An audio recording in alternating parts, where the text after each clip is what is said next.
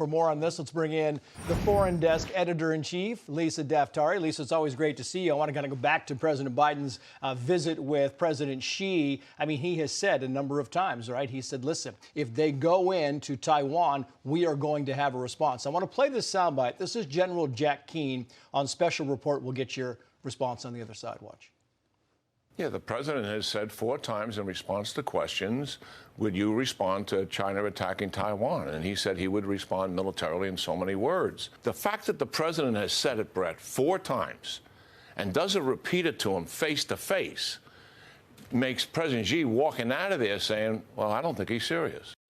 In other words, he doesn't lay it on the table, so he appears weak in President Xi's eyes. What about you? Once again, appearing weak. Look, it's not the first time that President Biden is appearing weak on foreign policy. And of course, if you're the leader of China, if you're the leader of North Korea, if you're the mullahs in Iran or in the dictators of Venezuela, you're watching all of this. And of course, you know, President Biden walks away and the White House readout says that he says there's no imminent threat that China is going to invade Taiwan. But why should we believe China? Why should we ever believe what China says? They've never been transparent about anything. Why should we believe China? Because China says they're going to. I mean, China has repeatedly said, listen, this is our top goal. We are going to reunify Taiwan with the mainland. And the Chinese government said today, quoting here, it is the common aspiration of the Chinese people and nation to realize national reunification and safeguard territorial integrity. Anyone that seeks to split Taiwan from China will be violating the fundamental interests of the Chinese nation. The Chinese people will absolutely not let that happen. That's pretty much right there in a nutshell. And they have 2 years to do so. And they know that they have to play out the clock because Biden has 2 years left. But a report came out last month, for example, that said that we're giving so many weapons to Ukraine that we won't have enough to give Taiwan should China invade Taiwan. Right. Now, the American people may not know about this report. The White House may not be paying attention to this report. But you know who is paying attention to this report? China is. And they know that there are minimal consequences to invading Taiwan. Yeah, well, I mean, General Jack Keane has said many times, and I've asked him straight out because they have militarized those islands in the South China Sea. I've asked him straight out, and he said, listen, they've done war game scenarios repeatedly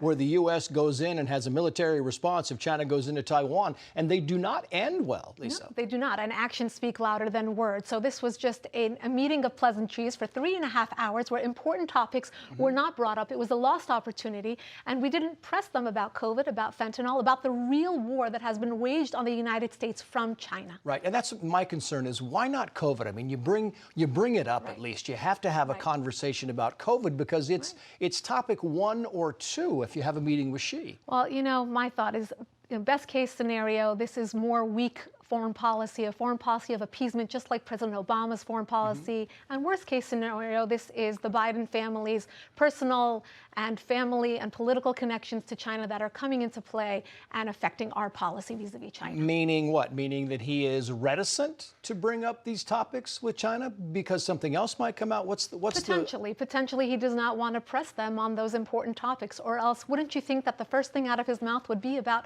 what has destroyed our nation for the last 2 years, which is COVID or fentanyl that is killing our youth in the suburbs of America?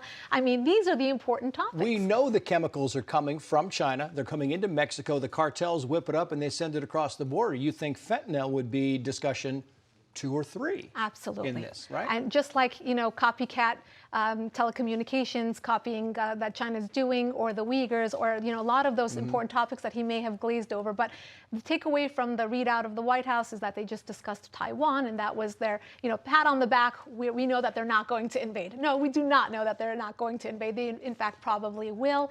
And we, again, lost opportunity to really address what's affecting Americans and how China has been the aggressor. And I wonder if Plan B is being thought out and formatted. Unlike Afghanistan, you wonder if the Plan B is like, okay, if in case this happens, we need to have a solid plan going in. Exactly. And I think that the worst thing that came out of this meeting is not the lost opportunity, but that feeling of weakness, or that feeling that China can get away with invading Taiwan or COVID or anything else. And they have not been transparent, and they can continue to do so. Great insight. Lisa Daftari, great to see you again. Thank you.